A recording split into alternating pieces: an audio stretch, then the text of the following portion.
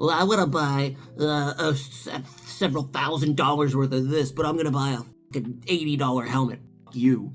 Greetings, my fellow airsoft nerds. I am James. Just like with all my informative, info style videos, I'm gonna put chapters and timestamps and all that stuff in the description.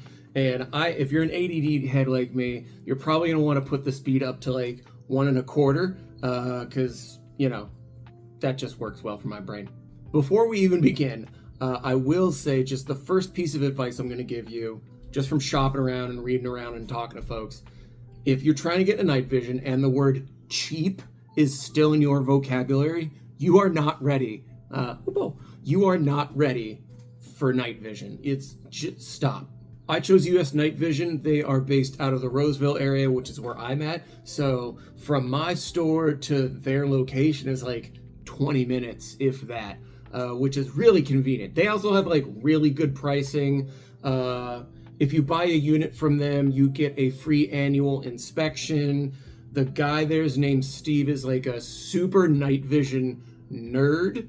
If you think I'm an airsoft nerd, this guy, his knowledge of night vision makes my knowledge of airsoft look like nothing.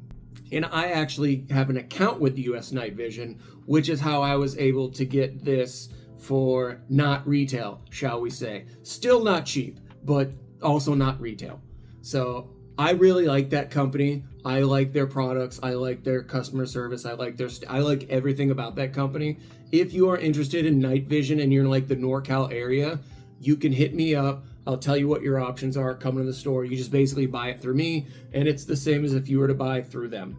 If you are looking to rent night vision in the Northern California area, you need to hit up Black Diamond Applications. Those guys are super nerds, also super nerds. They go to the All Patriot night games. I have had them at my night games in Roseville, and I'm going to try and get them at my night games in Oroville. That's just going to be a little trickier. Why did I spend so much money on night vision? Why? Honestly, it was a big Christmas gift to myself and an early birthday gift to myself.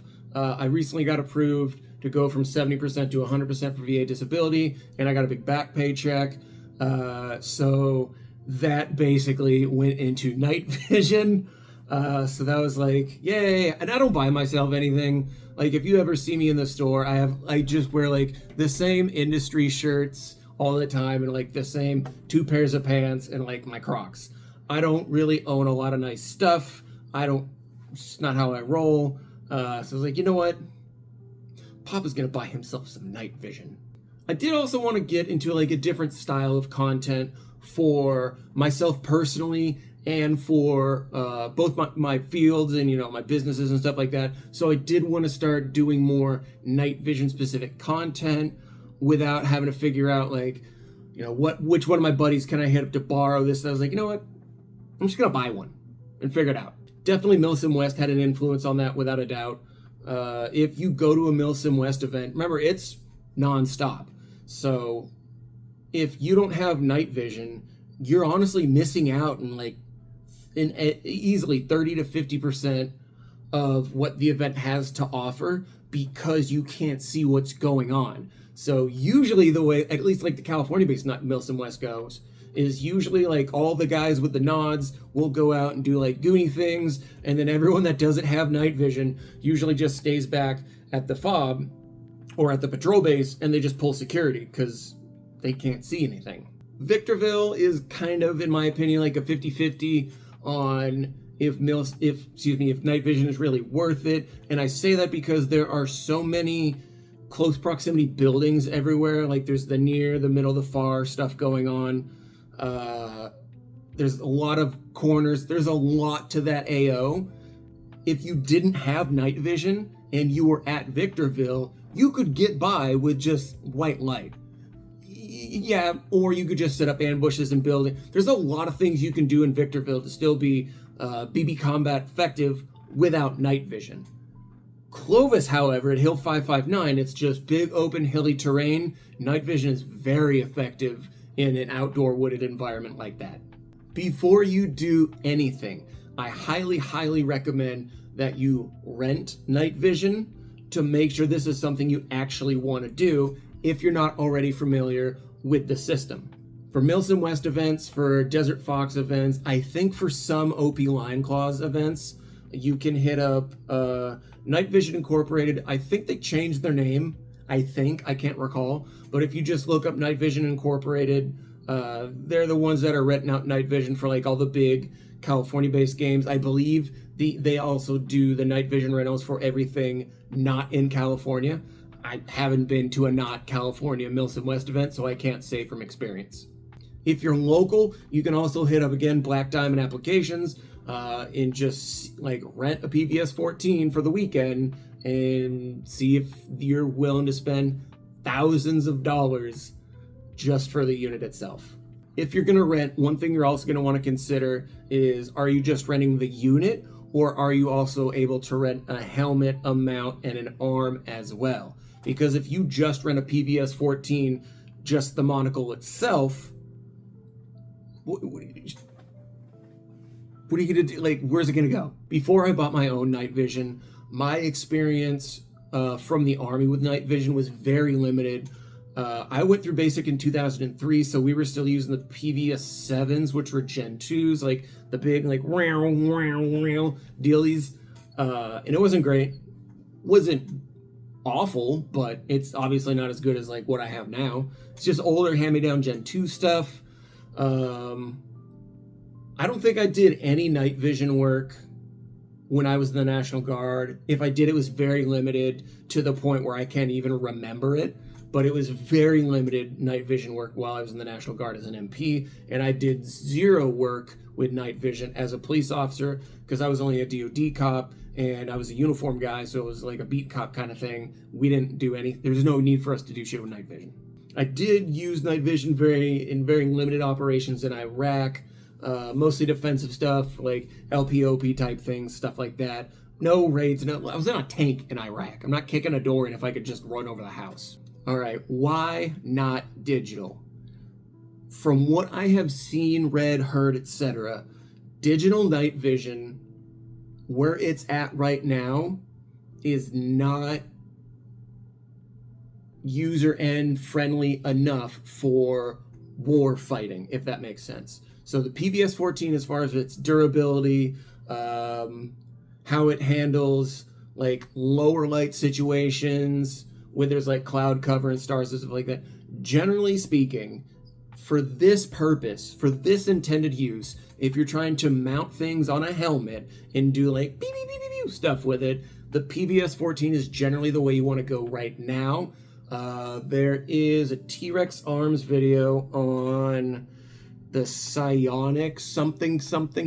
It's good, it's great, but it has its limitations and it's getting there. But for war fighting, or for LARP war fighting, the PVS 14 is the way to go. Playing with it so far, I absolutely love it. I have no issues with it. I've done about 4 or 5 night games with it between Airsoft Ministry in Roseville and My Field Combat Zone in Orville, doing close CQB stuff, doing middle distance stuff, kind of long rangey-ish stuff in Orville. It's worked out really. Obviously, there's like learning curves and stuff like that, this, that, and the other that you're gonna, but as far as it itself, I really like it. I'll link it in the description, but the unit itself I got from US Night Vision. It's got Elbit tubes, it's a PVS 14 Gen 3, and there's a bunch of other stuff in there that I don't understand, but it's a Gen 3 PVS 14 with Elbit tubes. Now, from my understanding, basically the PVS 14 I have now is the same one that they are being that is being issued DoD wide. L3, yeah, I think L3 used to have the contract for tubes, and then Elbit was like, hey, we're making better stuff, and the government was like, all right, let's do it. I have the white phos one. You can look up like the sciencey differences between white and green phos, but basically white phos is healthier for your eyes in longer term exposures than green. The mount I've got is a Wilcox 36 mount, or G36 or something like that. It's a Wilcox mount. Again, I got it from US Night Vision. They have them in stock. They're amazing. The arm I'm using, let me see if I can get that in a frame. It's a Noisefighter arm. I originally was asking about the the Wilcox arm to go with a Wilcox mount. What I was told was that they'd stopped carrying, US Night Vision had stopped carrying those Wilcox arms because they were because they believed that the Noisefighter arms were a superior product for a number of super nerdy reasons. So I just went with their recommendation on that, and I don't remember how much it was. The recorder I'm using is a Brown Bear. It's the newer version. So what's new about this version is can't really see it. There's a power button right here, the power it on, power it off. Whereas the older version, and this is also, I think this is injection molded instead of 3D printed. Whereas the older one, which is discontinued, so you can't buy these from Brown Bear anymore. It's a lot smaller, but it needed an external power source. So a lot of guys were running battery packs as their counterweight so they could power their night vision thing. There was also a 5-minute time limited cutoff switch in here. So if you had like 30, so if you push on, you have to have ran it for 5 minutes in order for it to save the footage. So if you push on and something really cool happened in the first 2 minutes, you have to let this bad boy run for an additional 3 minutes. Otherwise, you lose that footage. I don't know if that's the same for the newer one. I don't think it is because I have like 1.5-minute clips saved on here. So I'm going to go with that's not. Or I'm doing something wrong. There's a lot of different PVS 14 night vision recorders. I really like the Brown Bear. I'm still trying to figure out like how to better mount this because if you've seen my IG footage, it kind of cuts off like a small piece of it because you notice that the camera itself isn't center mounted. It leans to one side. So you kind of see that in the film. I don't really think anyone cares, but if you've got wild ass OCD like me, you're like, it's not a circle. The helmet I've been running is a Wendy bump. I think it's the carbon bump and some letters in there. I bought it new. I don't know if the PTS fluxes are strong enough to hold the weight of everything up front. I know like those Matrix helmets and all like those $40 helmets, don't use those because the front mount on the little mounting port in there is crap and it will break off and this will fall on the ground and probably break. Remember, you're gonna spend probably close to $4,000 to $4,100 with tax on a PVS 14. Spending $300 to $350 on a bump helmet shouldn't even be, it should be a no-brainer for you. Like, Well, I want to buy several $1,000s worth of this, but I'm going to buy a fucking $80 helmet. Fuck you. Lessons learned already, adjusting the near and far. So you do have to adjust these, kind of like how you adjust like binoculars. The front and the back, you just turn them to make things in focus based on the distance you're trying to be at. Lessons learned from the recorder. I wish this was a toggle switch and not a push button, because what I've noticed is when this is just in my truck, like if I'm going to the field and I've got it in my little green bag, sometimes this will start recording, like something will fall on it and it'll just start recording basically. And then that'll kill my battery or that'll drain my SD card. And I'm like, what's happening? Where's all my footage? Because the last time I went to Oroville, I checked my SD card and I had a bunch of videos of just darkness with me driving in the background. Like you could hear the road in the background. Like, oh, stupid. So part of my little bag is I have so I'll charge this before I go to the field. But when I get there, I'm super paranoid, so I'll charge it also. Just because there's no way for me to test like where this battery is as far as like what percentage is left. So also because of that, I leave my SD card out. So I don't put my SD card in there until I get to the field. I have this one, you can see, is still in my OG recorder, just as a placeholder. And then I have another one in a little plastic case in my green bag. Here's what I didn't know was gonna happen after I bought night vision. This and the idea of me buying an actual AK for blank fire from Milsim West got me back into being interested in shooting again, in actual like firearm shooting and training and stuff again. I'll do a separate video on how I burned out of firearms. But this plus the AK thing got me into looking at like AK culture. So like I'm looking at going to like the Kalash Bash and stuff like that next year. I've been looking at places to go to night vision operator courses throughout the area. So now I'm looking at traveling to different states and go taking like night vision operator courses, which would be really cool. Anyone that's familiar with my content or that's just sort of like listen to me rant for the last couple years knows I'm not big personally on playing at fields for public play. It's just not my jive. It hasn't been my thing in quite some time. But once I got this, I started liking night games again because I had like a new reason to go play. So very rarely are you going to see me playing at a daytime public play event at a normal field. It's going to be very rare. Unless there's a business reason, unless I'm trying out a product for a manufacturer, I'm capturing content, but me just going, I think I'll go play today. That is not a thing for me for fields. Was it worth it? To me, yes.